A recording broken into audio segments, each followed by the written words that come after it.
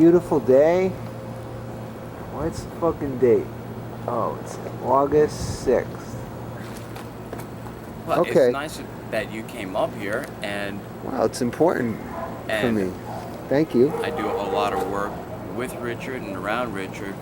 I met him somehow through the culture of, graffiti, that underground thing, and all these years, we painted trains, some well, some not so well, but we've done a lot of professional work together, and we've traveled a bit together, and, over 20 years later, we still hang out.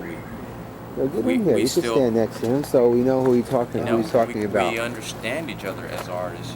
If you look at our work, he's world's greatest graph dude.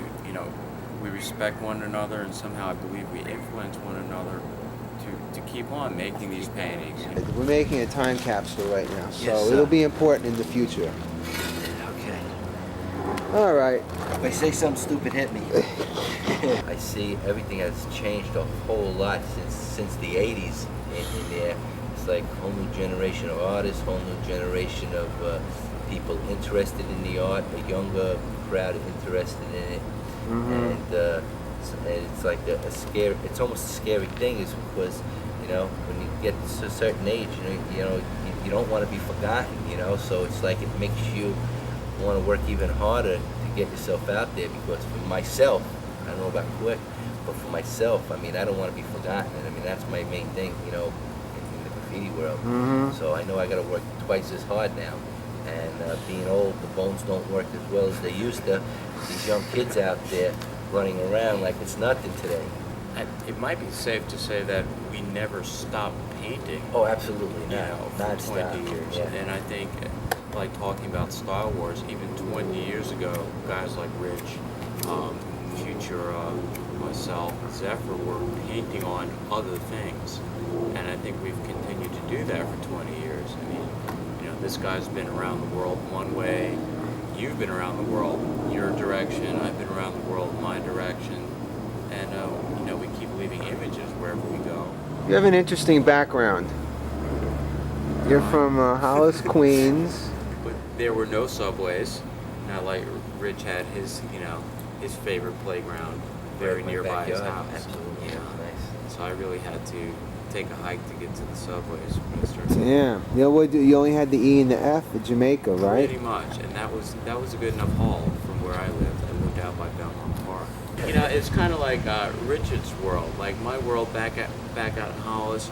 Like you'd walk by my parents' house and you'd hear all this noise, and you'd look in the garage, and there I'd be painting. It was that type of suburban home, do it yourself. Right. We went to the park, Jamaica Park, for the basketball tournament. That's where all the girls showed up. Uh-huh. And there were these guys with 2 turntables, and it was like a party, summertime party. Right. And what really turned me on was the fact that he had plugged his shit into the street lamp. And I thought that was really cool, without getting electrocuted. Living in Hollis and going to Trinity with JFK Jr. Was he in your class? No, but John McEnroe went there. Oh, okay. He was a spud. And a lot of notable people who might not want to be mentioned went to that school. But you were tagging, Yeah. right? At that point? Yeah, definitely. And by traveling to the school, it gave me a great opportunity to see, graffiti and what was going on. And since I took so many trains, I went to see my name too. And the Upper West Side was really, for me, kind of like the heart of graffiti. Just like benching things for the West Side IRTs, to see the new styles and flavors come out. That's where I really got turned on by it. The train lines in the neighborhood. Right. There's Cat 87 bombing the streets. Even SE3 was up. Yeah, you once told me he used to have high tags. Yeah, I used to always have a good spot on D'Agostino's. We are here in New York.